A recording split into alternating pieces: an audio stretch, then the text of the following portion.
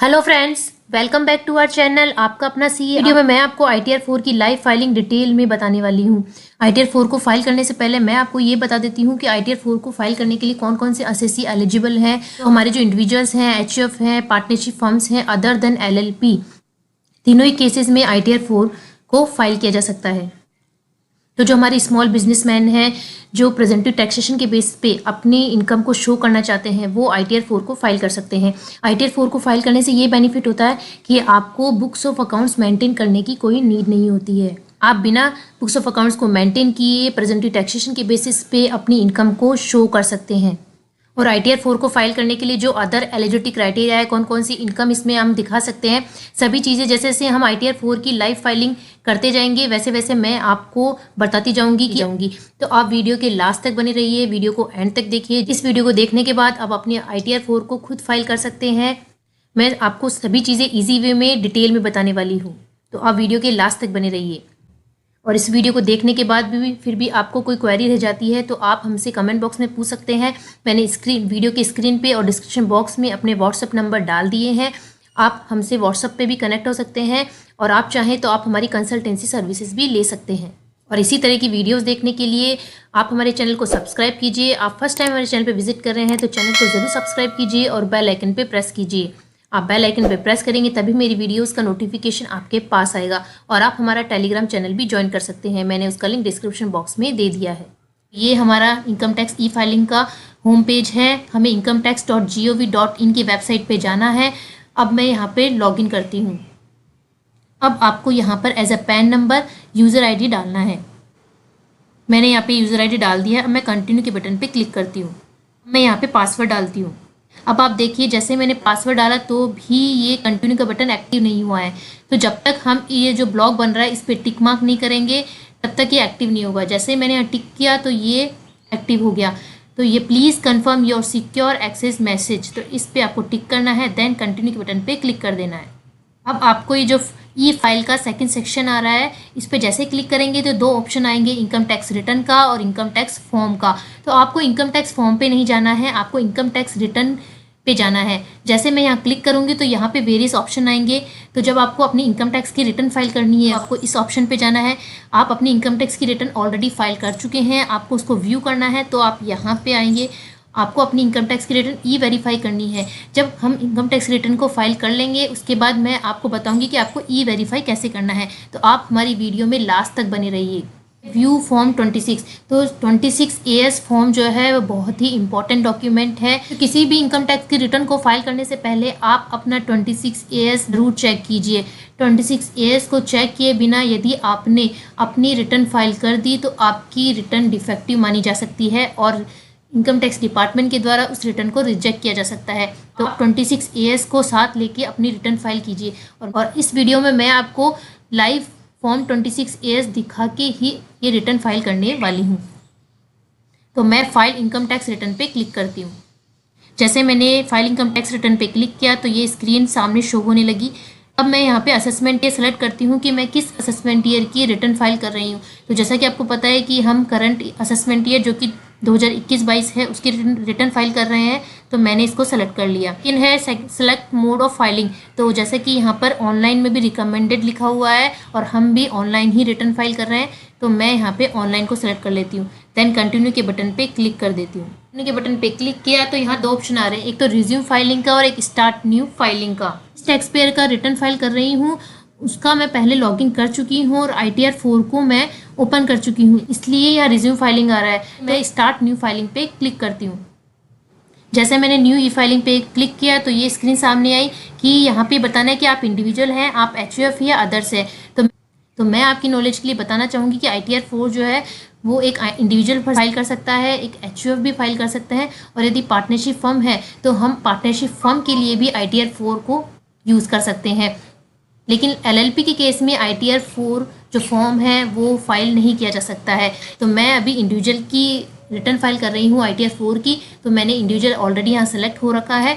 Then मैं continue के button पे क्लिक करती हूँ। मुझे यहाँ पे चूज़ करना है कि मैं कौन सा ITR फॉर्म फाइल कर रही हूँ, ITR 1, 2, 3, 4। तो हम यहाँ पे ITR 4 फाइल करना देख रहे हैं, तो मैंने ITR 4 को सिलेक्ट किया और आप यहाँ पे देख सकते हैं जैसे कि यहाँ लिखा है for individual HUF form other than LLP being a resident having total income up to 50 lakh and having income from business and profession which is computed under section 44AD, 44AD और 44E। तो इन तीनों section के under में आपने business और profession के income हो। जो ITR 4 है वो जिनकी इनकम 50 लाख तक है वो ही फाइल कर सकते हैं ITR 4, अदरवाइज आपको ITR 3 फाइल करना होगा।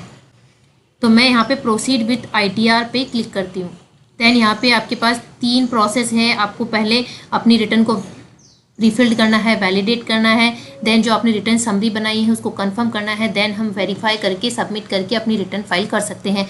तो मैं यहाँ पे लेट्स गेट स्टार्टेड पे क्लिक करती हूँ। आप कोई सी भी रिटर्न फाइल कीजिए, आपसे सभी में ये क्वेश्चन पूछा जाएगा कि आप ये रिटर्न क्यों फाइल कर रहे हैं। आपकी जो टैक्सेबल इनकम है वो बेसिक एग्जम्पशन लिमिट से ज़्यादा है इसलिए आप अपनी रिटर्न फाइल कर रहे हैं, या filing return of income due to fulfilling any one of more below mentioned condition as per 7th provision to section 139(1)। तो सेक्शन 139 सबसेक्शन 1 के 7th प्रोविजन में जो कंडीशंस मेंशन की गई है, क्या आप उनको फुलफिल करते हैं, उस कारण से आप अपनी रिटर्न फाइल कर रहे हैं। तो यहाँ 3 कंडीशंस बताई गई हैं, आप देख सकते हैं। यदि आप इनमें फॉल कर रहे हैं तो आपको यहाँ चूज़ करना है, अदरवाइज यहाँ पे थर्ड ऑप्शन है अदर, तो आपको अदर्स लेना है। तो मैं यहाँ पे अदर के ऑप्शन पे क्लिक करती हूँ, देन मैं कंटिन्यू के बटन पे क्लिक कर देती हूँ। जैसे मैंने कंटिन्यू के बटन पे क्लिक किया तो मेरे पास ये मैसेज आ गया, we have prefilled your return based on information available with the income tax department. तो मैं आपको बताना चाहूँगी कि ITR 4 में हमारा जो बिजनेस और प्रोफेशन है उससे जो इनकम आती है प्रेजेंटिव बेसिस पे जो हम एस्टिमेटेड इनकम कैलकुलेट करते हैं, उसके साथ साथ आप यहाँ पे अपनी सैलरी या आपकी कोई पेंशन है या आपकी एक हाउस प्रॉपर्टी से कोई इनकम है या इनकम फ्रॉम अदर सोर्सेज से कोई इनकम है वो भी आप यहाँ पे दिखा सकते हैं। तो वो डेटा भी यदि 26AS में या फॉर्म 16 में है तो वो भी प्रीफिल्ड होके आपका यहाँ पे शो होगा। तो मैं यहाँ पे ओके के बटन पे क्लिक करती हूँ। तो आप देख सकते हैं यहाँ 6 स्टेप में आपकी जो होल रिटर्न है वो फाइल होगी। अब आप यहाँ देखिए कि यहाँ पे अभी एक ऑप्शन ही एक्टिव है और अदर जो ऑप्शन है ग्रॉस टोटल इनकम, डिस्क्लोजर या डिडक्शंस वो एक्टिव नहीं है। तो सबसे पहले आपको ये पर्सनल इन्फॉर्मेशन जो दे रखा है इसको ओपन करना है। इसमें जो भी क्वेश्चंस पूछ रहे हैं उनका आंसर देना है। आपको जो भी एडिट करना है वो आप चेक करेंगे सभी चीज़ें, तब जाके आपकी जो ग्रॉस टोटल इनकम है ये वाला ऑप्शन एक्टिव होगा। तो यहाँ पे जो एरो का ऑप्शन आ रहा है मैं यहाँ पे क्लिक करती हूँ। तो यहाँ पे आपको जो आपकी पर्सनल इन्फॉर्मेशन है उसको आपको वेरीफाई करना है। तो यहाँ पे आपको चेक करना है कि आप पे जो नाम शो हो रहा है वो सही है, आपका पैन नंबर, आपकी डेट ऑफ बर्थ, आपका आधार नंबर, सभी चीज़ें यहाँ पे सही शो हो रही है। देन यहाँ पे कॉन्टैक्ट डिटेल्स है, जो आपने एड्रेस यहाँ पे बता रखा है, आपका जो मोबाइल नंबर है जो कि आधार से लिंक है और जो ईमेल एड्रेस है, सभी चीज़ें यहाँ पे सही है, आप चेक कर सकते हैं। यदि आपको इसमें कोई एडिट करना है तो यहाँ एडिट का ऑप्शन आ रहा है, आप यहाँ पे जाके एडिट कर सकते हैं। तो मैं यहाँ पे क्लिक करती हूँ। जैसे कि आप देख सकते हैं कि यहाँ पर कंट्री का नाम नहीं लिखा हुआ है, तो यदि मैंने अभी यहाँ पे एडिट करके इसको अपडेट नहीं किया तो जब आप अपनी रिटर्न को वैलिडेट करेंगे तब वहाँ पे एरर शो होने लग जाएगी। तो इसलिए आप एडिट करके एक बार ज़रूर चेक कीजिए। यहाँ पे इंडिया सेलेक्ट कर लेती हूँ, मैं यहाँ पे पिन कोड डालती हूँ। मैंने यहाँ पे सभी डिटेल को चेक कर लिया है, इसमें कुछ एडिट करना था जो मैं कर चुकी हूँ। अब मैं सेव के बटन पे क्लिक करती हूँ, देन मैं नीचे स्क्रॉल करती हूँ। नेक्स्ट है नेचर ऑफ एम्प्लॉयमेंट। तो यहाँ पे ये इसलिए नीड है ये इन्फॉर्मेशन देना क्योंकि आप आप प्रोफेशनल है, आप बिजनेसमैन है, उसके साथ साथ आप कहीं पे वर्क भी करते हैं जिससे आपको सैलरी मिलती है, या आप ऐसी कोई सर्विस प्रोवाइड करा रहे हैं जिसके लिए आपको सैलरी मिल रही है। तो यहाँ पे वही बताया है कि आप सेंट्रल गवर्नमेंट के एम्प्लॉई हैं, आप स्टेट गवर्नमेंट के एम्प्लॉई हैं, आप पब्लिक सेक्टर अंडरटेकिंग के एम्प्लॉई हैं, या पेंशनर्स हैं, अदर्स हैं, नॉट एप्लीकेबल फैमिली पेंशन। तो मैं यहाँ पे अदर के ऑप्शन पे सेलेक्ट कर रही हूँ। आपके केस में आप जहाँ पे आप फॉल करते हैं आप उस ऑप्शन को चूज़ कीजिए।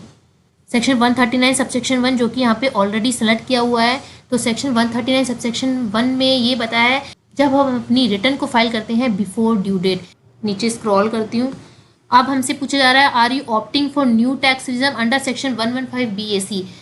तो यदि मैं यस के ऑप्शन को यहाँ पे क्लिक करती हूँ तो मेरे पास यहाँ पे एक मैसेज आता है, you will not be eligible to set off house property loss and claim falling deduction and allowances. तो यदि आप न्यू टैक्स रिजम को ऑप्ट करेंगे तो आपको जो हाउस प्रॉपर्टी के लॉसेस हैं, जो भी डिडक्शंस हैं, अलाउंसेस हैं, वो नहीं मिलेंगे। तो न्यू टैक्स रिजम उन पर्सनस के लिए बेनिफिशियल है जिनकी कोई सेविंग नहीं है या जिनकी कोई इन्वेस्टमेंट नहीं है, उनको न्यू टैक्स रिजम ऑप्ट करना चाहिए। यदि आपकी कोई सेविंग्स है या आपने कोई इन्वेस्टमेंट्स कर रखा है तो आपको ओल्ड टैक्स रिजम को ही चूज़ करना चाहिए। तो मैं यहाँ पे ओल्ड टैक्स रिजम को ही चूज़ कर रही हूँ। तो मैं यहाँ पे कैंसिल के बटन पे क्लिक करती हूँ और नो के बटन को सिलेक्ट कर लेती हूँ। Then whether this return is being filed by representative assessee, तो मैं यहाँ पर नो के बटन पे क्लिक करती हूँ। ये जो बैंक डिटेल है आपको यहाँ सेलेक्ट करना है कि रिफंड के लिए कौन सा बैंक अकाउंट आपको चूज़ करना है। मान लीजिए आपने एक से ज़्यादा बैंक अकाउंट यहाँ पे ऐड कर रखे हैं तो उसमें से एक बैंक अकाउंट आपको रिफ़ंड के लिए चूज़ करना होगा, लेकिन कंडीशन ये है कि वो वैलिडेट होना चाहिए। और यदि आप अभी फर्स्ट टाइम अपनी रिटर्न फाइल कर रहे हैं और आपको अपना बैंक अकाउंट ऐड करना है तो बैंक अकाउंट को ऐड कैसे करना है उसका मैंने एक अलग से वीडियो बनाया है, उसका लिंक डिस्क्रिप्शन बॉक्स में और आई बटन पे भी लगा दिया है। आप वहाँ से देखिए कि आपको अपनी प्रोफाइल कैसे अपडेट करनी है और अपना बैंक अकाउंट कैसे ऐड करना है। मैं नीचे स्क्रॉल करती हूँ, देन मैं कंफर्म के बटन पे क्लिक करती हूँ। जैसे ही मैंने पर्सनल इन्फॉर्मेशन को चेक किया, उसमें जो एडिट करना था वो किया, तो यहाँ पे कंफर्म लिखा हुआ आ गया है और जो ग्रॉस टोटल इनकम है उसका ऑप्शन भी एक्टिव हो गया है। अब मैं यहाँ पे जो एरो का ऑप्शन आ रहा है उस पर क्लिक करती हूँ। अब आप देख सकते हैं यहाँ पे कुछ क्वेश्चंस पूछे जा रहे हैं। आप इन क्वेश्चंस को यहाँ पे भी इनका आंसर दे सकते हैं या आप इन क्वेश्चंस को स्किप भी कर सकते हैं। जैसे ही आप स्किप करेंगे, क्लिक करेंगे, तो जो ये क्वेश्चंस पूछे जा रहे हैं इन्हीं को ही डिटेल फॉर्मेट में बताया है। आप वहाँ पे भी अपनी डिटेल डाल सकते हैं। तो मैं यहाँ पे इसको स्किप कर रही हूँ। यहाँ पे पूछा जा रहा है are you sure you want to skip the question, yes. कि ITR 4 में आप जो बिजनेस और प्रोफेशन की इनकम है उसके साथ साथ आपकी कोई सैलरी की इनकम है, पेंशन की इनकम है, एक हाउस प्रॉपर्टी की इनकम है या इनकम फ्रॉम अदर सोर्सेज की इनकम है, और जो एग्रीकल्चर इनकम है 5,000 तक का, वो भी आप यहाँ पे दिखा सकते हैं। तो हम सबसे पहले जो सैलरी से इनकम है कि आपकी बिजनेस और प्रोफेशन की जो इनकम है उसके साथ साथ आपकी सैलरी की इनकम भी आती है। मैं यहाँ पर एडिट के ऑप्शन पे क्लिक करती हूँ।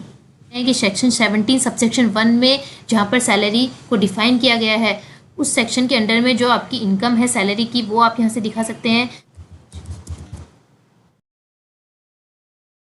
सेक्शन 17 सबसेक्शन 2 के अंडर में जो आपके परक्यूजेट्स हैं उनकी वैल्यू दिखा सकते हैं। यदि आपकी profit in lieu of salary है तो आपको यहाँ पे आप दिखा सकते हैं। इसके साथ साथ आपकी कोई एग्जेम्प्ट अलाउंसेस हैं, जैसे कि मैं यहाँ पे क्लिक करती हूँ तो आपका कोई लीव ट्रैवल कंसेशन है या आपका कोई सेक्शन 10 सबसेक्शन में रेम्युनरेशन रिसीव्ड हुआ है आपको, या कोई अलाउंसेस हैं, परक्यूजिट्स हैं, या डेट कम रिटायरमेंट ग्रेचुइटी रिसीव्ड है। ITR 1 पे लाइव फाइलिंग का एक वीडियो बनाया है जिसमें डेट कम रिटायरमेंट ग्रेचुइटी लीव कंसेशन का जो बेनिफिट एग्जेम्पशन मिली है वो भी कवर किया है। तो आप वो भी वीडियो मेरी देख सकते हैं। मैंने डिटेल में वो ITR 1 का लाइव वीडियो बनाया है, उसका लिंक भी मैं डिस्क्रिप्शन बॉक्स में डाल दूंगी और आई बटन पे भी लगा दूंगी, तो आप वहाँ से वो वीडियो देख सकते हैं। तो यहाँ पे सेक्शन 10 से रिलेटेड जितनी भी एग्जाम्शंस हैं वो कवर की गई है, और कोई अदर है तो एनी अदर को सेलेक्ट करके आप अपनी एग्जाम्शंस को यहाँ पे डाल सकते हैं। और मेरी यहाँ पर कोई एग्जाम्प्ट अलाउंसेस नहीं है तो मैं यहाँ पे डिलीट के ऑप्शन पे क्लिक करती हूँ। Are you sure you want to delete, yes. तो ऐसी कोई एग्जाम्शन है या कोई अलाउंसेस हैं जो जिसमें आप कवर नहीं हो रहे हैं तो आप उन्हें डिलीट कर सकते हैं। और जैसा कि आपको पता है कि सेक्शन 16 में स्टैंडर्ड डिडक्शन मिलता है 50,000 का, जो इंडिविजुअल्स होते हैं जिनकी सैलरी की इनकम होती है उन्हें। पेमेंट अलाउंस यहाँ पे 0 है। तो प्रोफेशनल टैक्स जो कि गवर्नमेंट एम्प्लॉयज़ के केसेस में होता है तो यहाँ पे मैं 0 डाल देती हूँ। मैं नीचे स्क्रॉल करती हूँ और मैं सेव के बटन पे क्लिक कर देती हूँ। आप देख सकते हैं यहाँ पर जो मैंने इनकम डाली थी वो शो हो गई है। एग्जेम्प्ट अलाउंस यहाँ पे 0 हो गया है, और जो मैंने 50,000 का स्टैंडर्ड डिडक्शन मिला है यहाँ पर वो यहाँ पे शो हो गया, और नेट जो इनकम यहाँ पे आ रही है वो 2,26,654 शो हो रही है। देन नेक्स्ट जो हेड है इनकम फ्रॉम हाउस प्रॉपर्टी, तो यहाँ पे आप एक ही हाउस प्रॉपर्टी की इनकम को दिखा सकते हैं, और यहाँ पे लिखा भी है income from only one house property can be shown in this ITR income को। तो यहाँ पे ऐड और एडिट डिटेल ऑफ ब्रेकअप है, मैं यहाँ पे क्लिक करती हूँ। तो यहाँ पे सेल्फ ऑक्यूपाइड है, मैं यहाँ पे क्लिक करती हूँ।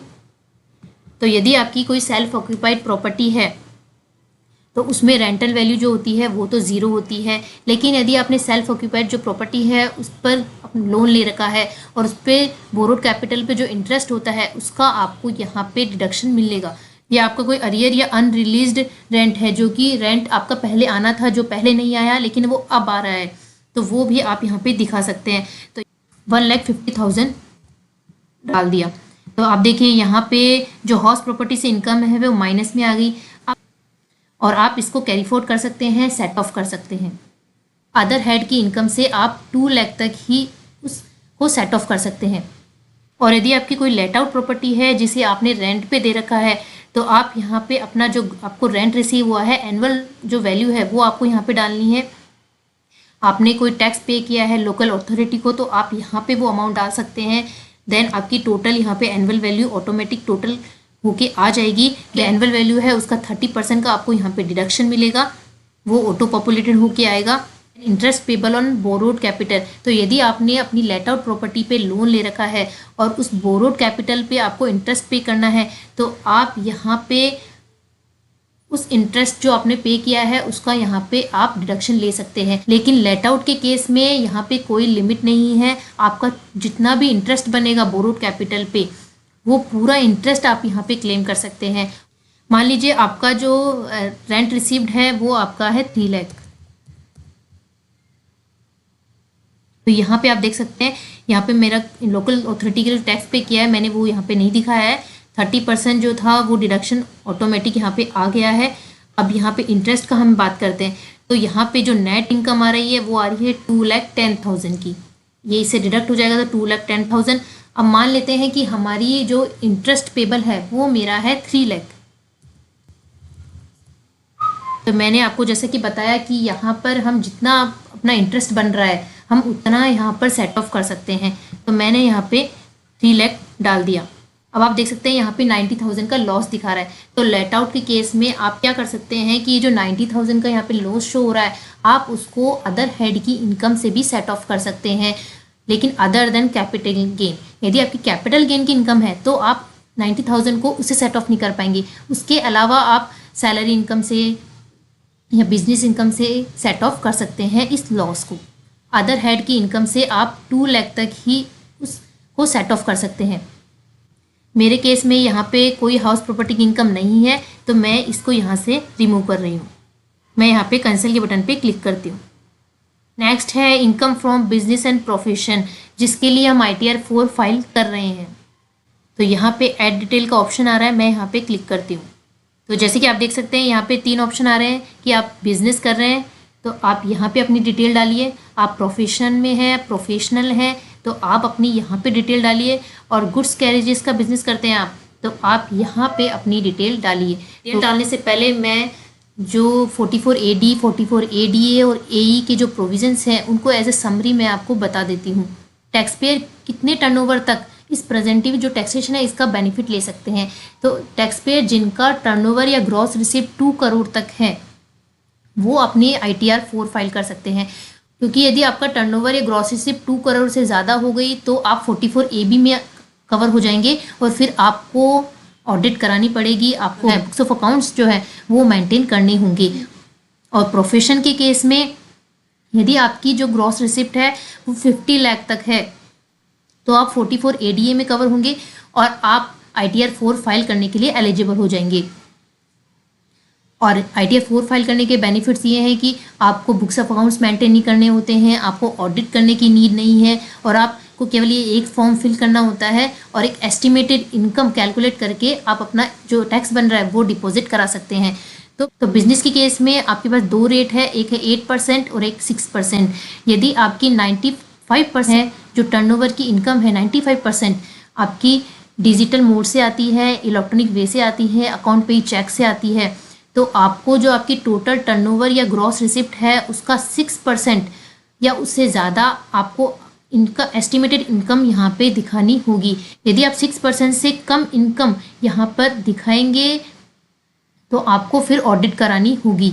और सेकंड केस ये है कि यदि आपका जो टोटल टर्नओवर है वो ज़्यादा कैश ट्रांजैक्शन से आ रही है, तो आपकी कैश इनकम हो रही है, तो आपको फिर जो टोटल टर्नओवर है उसका 8% या उससे ज़्यादा आपको एस्टिमेटेड इनकम दिखानी होगी। यदि आप 8% से कम दिखाएंगे तो आपको फिर ऑडिट करानी होगी। यहाँ पे आपको अपना नेम ऑफ बिजनेस डालना है, किस का बिजनेस कर रहे हैं, यहाँ पे बताए गए हैं कोड, आप यहाँ पे देख के वो कोड डाल सकते हैं। और यदि आपका इसमें से कोई कोड नहीं आ रहा है तो यहाँ पे सबसे लास्ट में अदर का ऑप्शन आएगा, आप उसको अदर को सेलेक्ट करके यहाँ पे डिस्क्रिप्शन में डिटेल डाल सकते हैं कि आपका किसका बिजनेस है। देन ऐड के बटन पे आपको क्लिक कर देना है, यहाँ पर ऐड हो जाएगी। देन आपको यहाँ पर जैसे कि लिखा है थ्रू अकाउंट पे चेक और अकाउंट पे ड्राफ्ट और bank electronic clearing system received और prescribed electronic mode received before specified date. यदि आपकी जो टोटल टर्नओवर है वह ऑनलाइन मोड से आ रहा है, account pay cheque, bank draft, electronic clearing system, banking system से आ रहा है, तो आपको यहाँ पे अपना टोटल टर्नओवर दिखाना होगा। पॉइंट है थ्रू एनी अदर मोड, तो यदि आपकी कैश रिसिप्ट है, जो टोटल टर्नओवर है उसमें मेजर जो पोर्शन है वो कैश रिसिप्ट का है, तो टोटल टर्नओवर आपको यहाँ दिखाना है। देन जैसे कि मैंने आपको बताया, फॉर एग्जांपल आपका जो टोटल टर्नओवर है वो 1 करोड़ का है, और जो टोटल टर्नओवर है 1 करोड़ का, उसमें 95% जो ट्रांजेक्शन्स हुए हैं वो बैंकिंग और ऑनलाइन मोड से हुए हैं। तो आपको क्या करना होगा, जो 1 करोड़ है उसका 6% कैलकुलेट करना होगा, वो होता है 6 लाख। तो आपको यहाँ पर 6 लाख शो करना होगा, और नीचे लिखा है 8% या उससे ज़्यादा। इसमें एग्जांपल देखते हैं कि आपका जो टर्नओवर है वो 1 करोड़ का है और आपका जो मेजर पोर्शन है वो कैश रिसिप्ट से आता है, तो आपको यहाँ पर 8 लाख शो करना होगा। 1 करोड़ का 8% आपको यहाँ पे एज अ एस्टिमेटेड इनकम दिखानी होगी। चीज़ें डिटेल डाल के आपको यहाँ पे ऐड के बटन पे क्लिक कर देना है। मेरे केस में यहाँ पर बिजनेस इनकम नहीं है, मेरे केस में यहाँ पे प्रोफेशन की इनकम है, तो मैं यहाँ पे क्लिक करती हूँ। सेम जो प्रोफेशनल की इनकम में क्या होता है, प्रोफेशनल की इनकम में जैसा कि मैंने आपको बताया कि 50 लाख तक का आपका टर्नओवर होगा तब आप 44 ADA में कवर होंगे। अब आपको यहाँ पर एस्टिमेटेड इनकम कितना शो करना है, तो यहाँ पे जो आपका टोटल ग्रॉस रिसिप्ट होती है उसका 50% आपको एज ए इनकम यहाँ पे दिखाना होगा। तो यहाँ पे भी आपको अपना बिजनेस दिखाना है, कर रही हूँ, तो आप यहाँ पे अपना नाम भी डाल सकते हैं। देन आपको बिजनेस कोड लेना है, और यदि आप बिजनेस कोड यहाँ पे शो नहीं हो रहा है तो आप अदर ऑप्शन लेके यहाँ पे डिस्क्रिप्शन डाल सकते हैं। तो मैं यहाँ पे बिजनेस नेम डालती हूँ, बिजनेस कोड सेलेक्ट करती हूँ। तो मैंने यहाँ पे बिजनेस कोड सेलेक्ट कर लिया, और यहाँ पे डिस्क्रिप्शन जो है वो ऑप्शनल में है, तो मैंने यहाँ पे ऐड के बटन पे क्लिक कर दिया। आप देखिए जैसे मैंने ऐड के बटन पे क्लिक किया तो इस तरह से डिटेल शो होने लगेगी। यदि आपको इसमें एडिट करना है तो आप यहाँ पे टिक मार्क कीजिए और एडिट के बटन पे क्लिक करके एडिट कर सकते हैं। यदि आपको ये डेटा डिलीट करना है तो यहाँ डिलीट का ऑप्शन भी है, आप डिलीट भी कर सकते हैं। और यदि आपके एक से ज़्यादा बिजनेस हैं तो यहाँ पे ऐड अनोदर का ऑप्शन भी है, आप यहाँ पे क्लिक करके अपनी एक से ज़्यादा बिजनेस की जो इनकम है उसको भी यहाँ पे दिखा सकते हैं। मैं नीचे स्क्रॉल करती हूँ, % की जो आपकी टोटल ग्रॉस रिसिप्ट है उसका 50% आपको यहाँ पर इनकम दिखानी होगी। तो यहाँ पे मुझे ग्रॉस रिसिप्ट यहाँ पे शो करनी है। मैं आपको 26 AS में दिखाती हूँ कि 26 AS में कहाँ पर ये ग्रॉस रिसिप्ट शो हो रही है। तो आप देख सकते हैं कि सेक्शन 194 JB में यहाँ पे TDS डिडक्ट हुआ है, जो कि प्रोफेशनल सर्विसेज में TDS डिडक्ट किया गया है। और यहाँ पे जो टोटल अमाउंट पेड और क्रेडिटेड आप देख सकते हैं 1,59,260 का था, जिसपे TDS डिडक्ट किया गया था 11,945 का। तो मैं ये फिगर यहाँ पे डालती हूँ 1,59,260। आप देख सकते हैं जब तक मैंने यहाँ फिगर नहीं डाला है तो यहाँ एरर आ रही है, if the income is less than 50% of gross receipt. ये जो ग्रॉस रिसिप्ट है इसकी 50% से कम यदि आप यहाँ पे इनकम शो करेंगे तो it is mandatory to have a tax audit under 44 AB। तो आपको टैक्स ऑडिट कराना होगा अंडर सेक्शन 44 AB में। तो इसलिए जो ये ग्रॉस रिसिप्ट है इसके 50% या उससे ज़्यादा आपको यहाँ पे अमाउंट शो करना होगा। यहाँ पर ये जो ग्रॉस रिसिप्ट है इसका 50% अमाउंट यहाँ पे डालती हूँ। जब तक आप 50% नहीं डालेंगे तब तक वो एरर का मैसेज आता रहेगा। यह अब मैं ऐड के बटन पे क्लिक करती हूँ। और थर्ड हम देखते हैं computation of प्रेजेंटिव income from goods carriages under section 44 AE। तो यहाँ पे भी आपको उसी तरह बिजनेस का नाम डालना है, अपना बिजनेस कोड सेलेक्ट करना है और सेव के बटन पे क्लिक करना है। देन मैं नीचे स्क्रॉल करती हूँ। तो यदि एक से ज़्यादा गुड्स कैरेजेस ऐड करने हैं तो आप ऐड अनोदर करके यहाँ पे अपनी डिटेल डाल सकते हैं। अब यहाँ पे बताया है प्रेजेंटिव income from goods carriages under section 44 AE।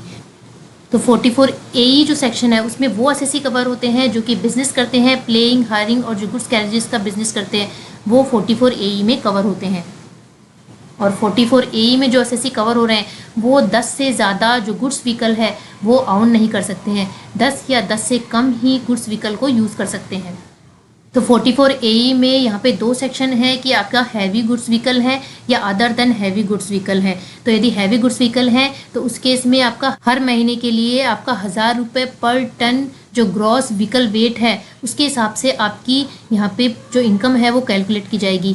और यदि आपके पास other than heavy goods vehicle है तो उस केस में आपकी जो इनकम है वो हर महीने के लिए 7500 के अकॉर्डिंग आपकी इनकम कैलकुलेट की जाएगी।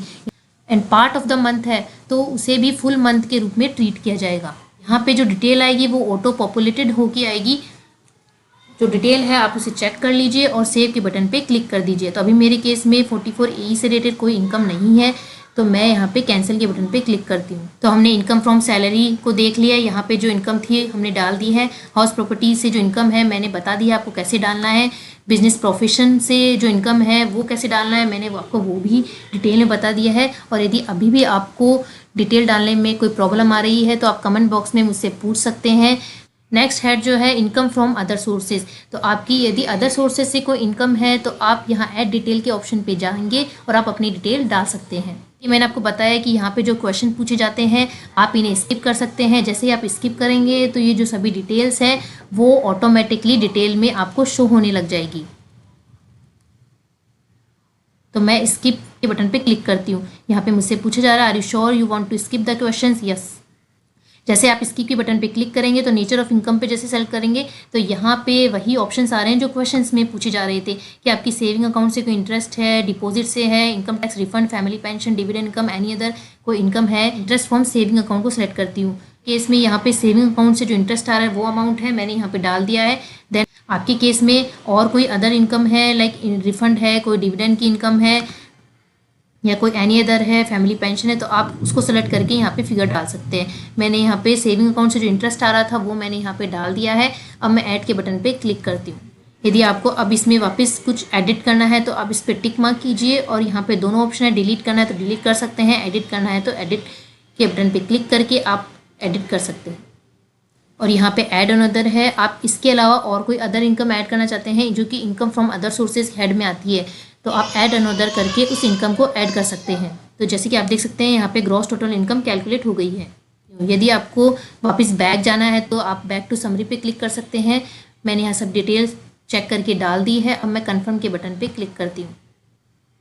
जैसे ही हमने ग्रॉस टोटल इनकम को कैलकुलेट कर लिया तो यहाँ पे कन्फर्म पे टिक मार्क हो गया है। नेक्स्ट जो स्टेप है वो है डिस्क्लोजर्स एंड एग्जेम्प्ट इनकम।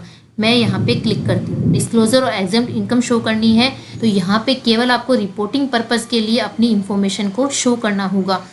तो आपको अपने बिजनेस के फाइनेंशियल पार्टिकुलर्स देने होंगे। आपको यहाँ पे पूरी बैलेंस शीट नहीं बतानी है, आपको केवल यहाँ पे अपने सैलरी क्रेडिटर्स, सैलरी डेटर्स, आपकी जो इन्वेंट्रीज हैं और जो आपकी जो कैश इन हैंड है इन चारों चीज़ों की डिटेल आपको बतानी है। तो जब आप अपनी ITR 4 फाइल करें उससे पहले इन चारों डिटेल्स को आप अपने पास कैलकुलेट कर लीजिए, उसके बाद अपनी ITR 4 फाइल कीजिए।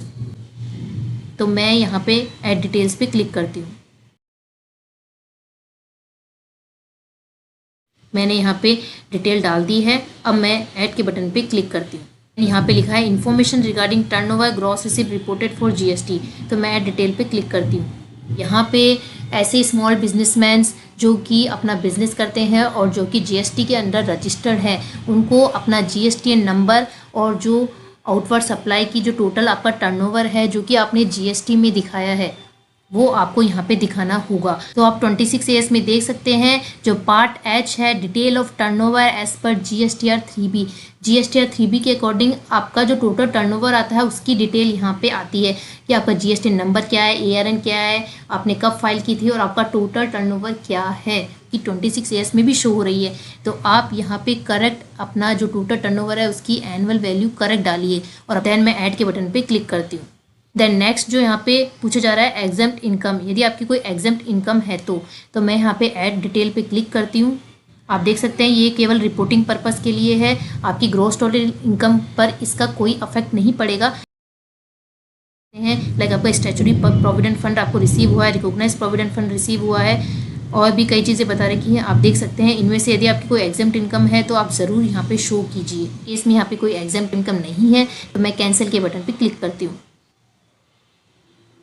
हमने यहाँ पे सारी डिटेल डाल दी है। अब मैं कंफर्म करती हूँ। हमारे 3 स्टेप्स कंप्लीट हो चुके हैं और यहाँ पे कंफर्म भी टिक हो चुका है। देन जैसे ही मैंने डिस्क्लोजर एग्जाम्प्ट इनकम को डाला तो मेरा जो नेक्स्ट स्टेप है टोटल डिडक्शन वो एक्टिवेट हो गया है। अब मैं टोटल डिडक्शन पे क्लिक करती हूँ।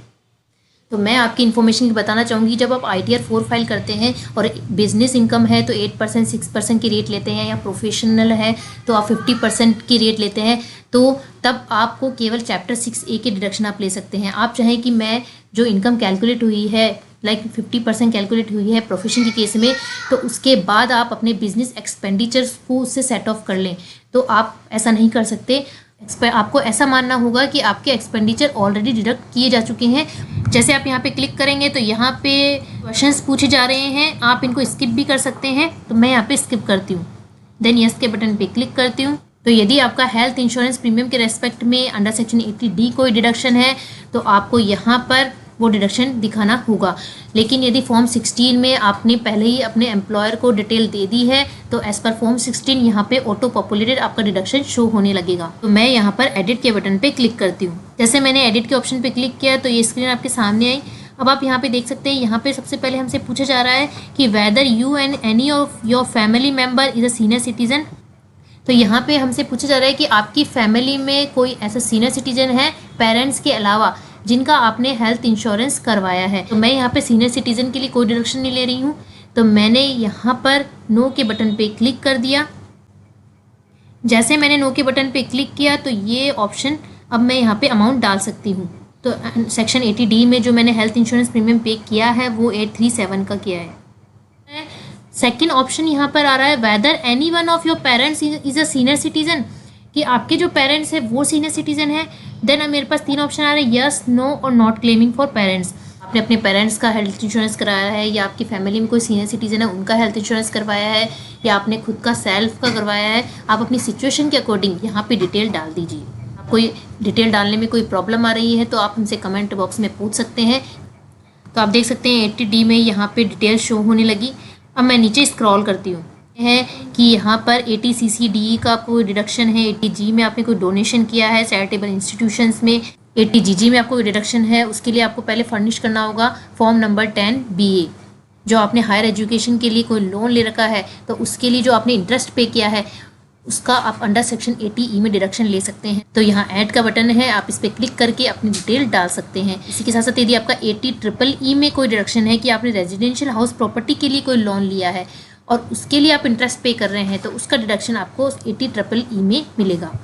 और जैसे कि आप देख सकते हैं कि 80TTB का यहाँ पे ये हाईलाइट नहीं है।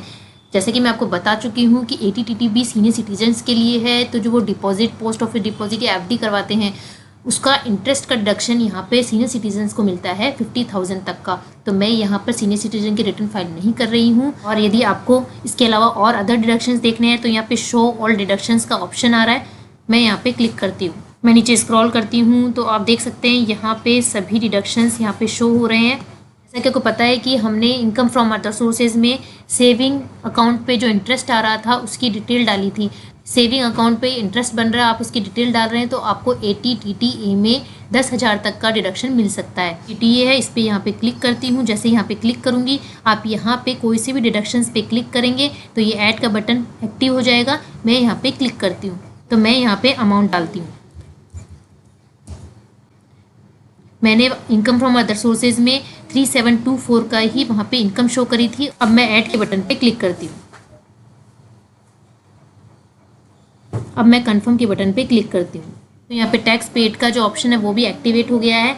अब आप देखिए ये जो डिटेल आ रही है 11,945 की, ये ऑटो पॉपुलेटेड होके आ रही है फॉर्म 26AS से।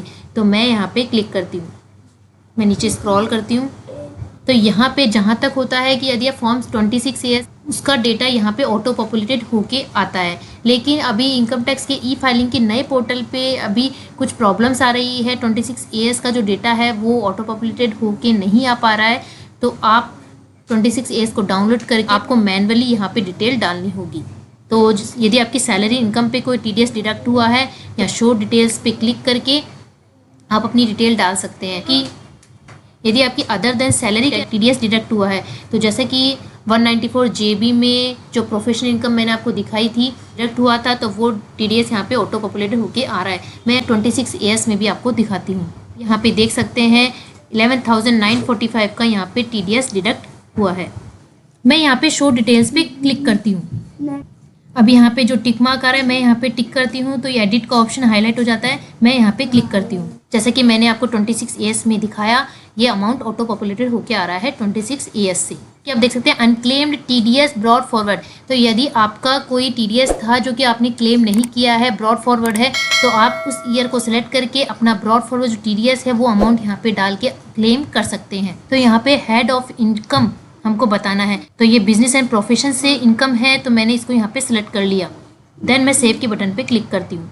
इसके अलावा आपका टीडीएस जो है वो डिडक्ट किया गया है एज पर फॉर्म 16C और 16D।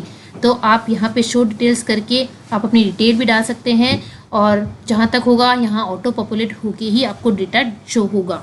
और यहाँ पे आपकी कोई टीसीएस की डिटेल है तो वो आपको यहाँ पे डालनी है, या आपने कोई एडवांस टैक्स पे किया है, या जब आप ये पूरा डिटेल डाल देंगे और मान लीजिए आपको टैक्स पे करना है, तो आप अपना टैक्स पे करके पे क्लिक करके अपनी चालान की डिटेल आपको डालनी होगी।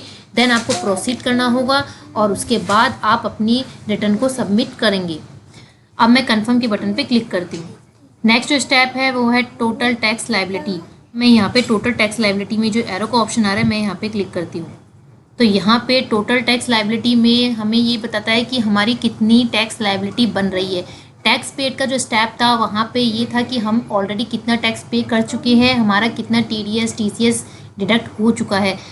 अब आप यहाँ देख सकते हैं यहाँ शो कैलकुलेशन का ऑप्शन आ रहा है। मैं यहाँ पे जैसे ही क्लिक करूँगी तो यहाँ पर पूरा डिटेल में बताया है इनकम 2.5 लाख से एक्सीड करती है तो 5% की रेट से आपका टैक्स बनेगा। तो यहाँ पे इनकम 2.5 लाख से एक्सीड है, तो जितनी 2.5 लाख से एक्सीड है उसका 5% टैक्स कैलकुलेट हुआ, तो यहाँ पे 2399 का टैक्स बन रहा है। तो 87A जो रिबेट है उसमें जो इंडिविजुअल्स होते हैं उनको 87A का रिबेट मिलता है 12,500 तक का, लेकिन कंडीशन ये है कि आपकी इनकम 5 लाख से कम की होनी चाहिए। तो यहाँ मेरे केस में इनकम 5 लाख से कम है, तो जितना मेरा टैक्स बन रहा है उतनी मुझे रिबेट मिल जाएगी। तो यदि आपका टैक्स 12,500 तक का बन रहा है तो आपको 87A की पूरी रिबेट मिल सकती है और आपकी नील टैक्स लायबिलिटी हो सकती है। और रिबेट मिलने के बाद आपका कोई टैक्स बनता है, उस टैक्स अमाउंट पर आपका 4% का health and education cess calculate किया जाएगा। और यहाँ पे यदि रिलीफ अंडर सेक्शन 89 है, जैसे कि यहाँ लिखा है relief when salary gratuity etcetera is paid in arrear और इन एडवांस, तो आप यहाँ पे अपना अमाउंट शो कर सकते हैं। लेकिन आपको रिलीफ को क्लेम करने के लिए फॉर्म नंबर 10E को फिल करना होगा। और यदि आपका कोई इंटरेस्ट बन रहा है तो यहाँ पे शो कैलकुलेशन करके आप अपनी पूरी डिटेल यहाँ से देख सकते हैं कि कैसे आपका इंटरेस्ट यहाँ पे कैलकुलेट हुआ है। तो मैं यहाँ पे कंफर्म के बटन पे क्लिक करती हूँ। आप यहाँ पे देख सकते हैं कि टोटल टैक्स लायबिलिटी यहाँ पे 0 है, और जो टैक्स पे हुआ है यहाँ पे टीडीएस डिडक्ट हुआ है 11,945 का, जो कि मैं 26AS में आपको दिखा चुकी हूँ। तो यहाँ पर मेरा रिफंड बन रहा है 11,945 का। आपके केस में अब टैक्स लायबिलिटी बन रही है, आपने पहले टैक्स कम पे किया हो और अब आपकी टैक्स लायबिलिटी बन रही हो, तो पे टैक्स का ऑप्शन आएगा, को वहाँ जाके अपना टैक्स पे करना है। और जो चालान क्रिएट होगा उस चालान की डिटेल आपको सेल्फ असेसमेंट की जो डिटेल है उसमें डालनी है। देन आप आगे फर्दर प्रोसीड कर पाएंगे। आप चाहें तो जो ई फाइलिंग का पोर्टल है वहाँ पे जब आप बिना लॉगिन के आर्ट सर्विसेज के सेक्शन में जाएंगे तो आपको ये ई पे टैक्स का जो ऑप्शन आ रहा है, आप यहाँ से भी अपना टैक्स पे कर सकते हैं। पे प्रोसीड के बटन पे क्लिक करती हूँ। जैसे ही मैंने प्रोसीड के बटन पे क्लिक किया तो यहाँ मैसेज आ रहा है you are eligible for a refund of 11,950। यहाँ से आप अपनी पूरी डिटेल देख सकते हैं, समरी देख सकते हैं कि आपकी ग्रॉस टोटल इनकम कितनी है। आप इस समरी को डाउनलोड भी कर सकते हैं, इसका प्रिंट आउट भी यहाँ से निकाल सकते हैं। देन मैं यहाँ पे प्रीव्यू रिटर्न्स पे क्लिक करती हूँ।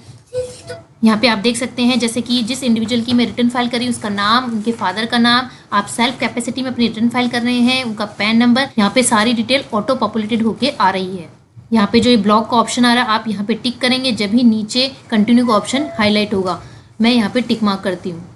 मैं नीचे स्क्रॉल करती हूँ और प्रोसीड टू प्रीव्यू के बटन पे क्लिक करती हूँ। जैसे मैंने प्रोसीड टू प्रीव्यू के बटन पे क्लिक किया तो अब यहाँ पे देख सकते हैं आप, यहाँ पे जो आपकी पूरी रिटर्न है वो पूरी डिटेल में बताई गई है।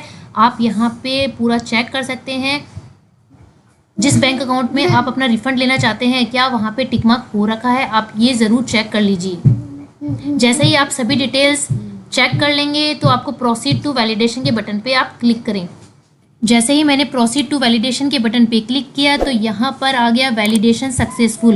मेरे केस में यहाँ पे कोई एरर शो नहीं हो रही है। यदि आपके केस में कोई एरर शो हो रही होगी तो जो एरर शो हो रही है, यदि आप उस एरर पे क्लिक करेंगे तो जहाँ पे भी एरर है वो आपको शो होने लग जाएगी और वहाँ जाके फिर आप अपनी डिटेल्स को चेक कर सकते हैं और यदि कुछ एरर है तो उसको रेक्टिफाई कर सकते हैं। आप यहाँ से जैसन को डाउनलोड भी कर सकते हैं और आप चाहें तो रिटर्न का प्रीव्यू भी यहाँ से देख सकते हैं। अब मैं यहाँ पे प्रोसीड टू वेरिफिकेशन के बटन पे क्लिक करती हूँ।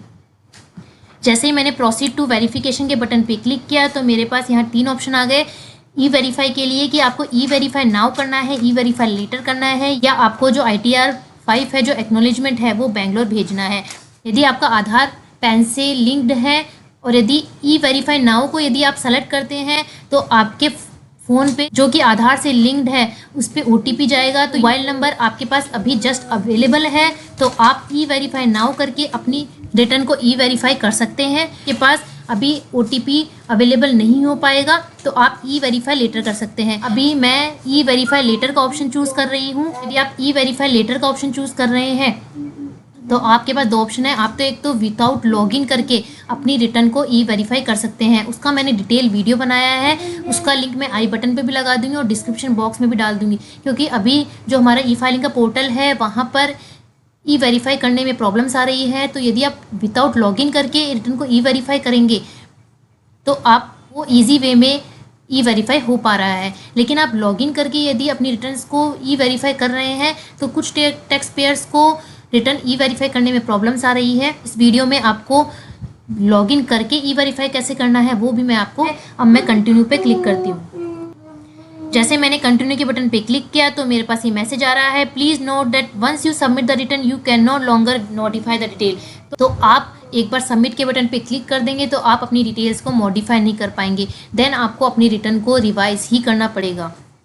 तो मैं सबमिट के बटन पे क्लिक कर देती हूँ।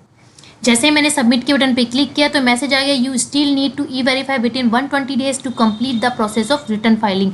तो रिटर्न फाइलिंग से 120 डेज के भीतर मुझे ये रिटर्न ई वेरीफाई करनी होगी। तो इस तरह आप अपने ITR 4 को फाइल कर सकते हैं। लॉगिन करके अपना इनकम टैक्स की रिटर्न को ई वेरीफाई करना है तो वो मैं आपको इस वीडियो में बता देती हूँ। तो ये जो ई फाइल का ऑप्शन आ रहा है इसमें आप इनकम टैक्स रिटर्न में जाके ये जो 3rd ऑप्शन है ई वेरीफाई रिटर्न, आप जैसे ही इस पर क्लिक करेंगे ऑलरेडी डिटेल आ चुकी है। तो यहाँ पे ये जो ई वेरीफाई का ऑप्शन आ रहा है आपको इस पर क्लिक करना है। वेरीफाई का ऑप्शन आ रहा है आपको इस पर क्लिक करना है। जैसे आप इस पर क्लिक करेंगे तो आपके पास 2 ऑप्शन आएंगे। ऑप्शन ये आएगा कि आपको आधार OTP के थ्रू अपनी रिटर्न ई वेरीफाई करनी है। सेकेंड आपके पास ऑप्शन आएगा कि आपको EVC कोड के थ्रू अपनी रिटर्न फाइल करनी है, कि आप अपने डीमैट अकाउंट के थ्रू, अपने बैंक अकाउंट के थ्रू EVC जनरेट करके आप अपनी रिटर्न को ई वेरीफाई कर सकते हैं। तो जो ऑप्शन आपको सेलेक्ट करना है उसको सेलेक्ट करके आप जैसे ही कंटिन्यू के बटन पे क्लिक करेंगे तो आपसे OTP रिक्वायर होगा। तो जो नंबर आपका आधार से लिंक्ड है उस नंबर पे OTP आएगा। जैसे आप OTP डालेंगे तो आपकी जो रिटर्न है वो ई वेरीफाई हो जाएगी। तो आपको मेरी वीडियो अच्छी लगे तो मेरी वीडियो को लाइक करें, अपने फ्रेंड्स को शेयर करें। और आपको अभी भी ITR 4 फाइल करने में यदि कोई प्रॉब्लम आ रही है तो आप मुझसे कमेंट बॉक्स में ज़रूर पूछ सकते हैं। और मैंने ITR 1 पे भी डिटेल वीडियो बनाया है, आप उसे भी देखिए।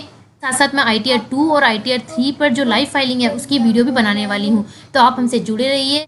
और आप यदि हमारे चैनल पे फर्स्ट टाइम विजिट कर रहे हैं तो हमारे चैनल को ज़रूर सब्सक्राइब कीजिए और बेल आइकन पे प्रेस कीजिए। आप बेल आइकन पे प्रेस करेंगे तभी मेरी वीडियोस का नोटिफिकेशन आपके पास आएगा और आप रेगुलरली अपडेट रहेंगे। तो मिलते हैं इसी तरह की एक नई वीडियो के साथ। Thank you.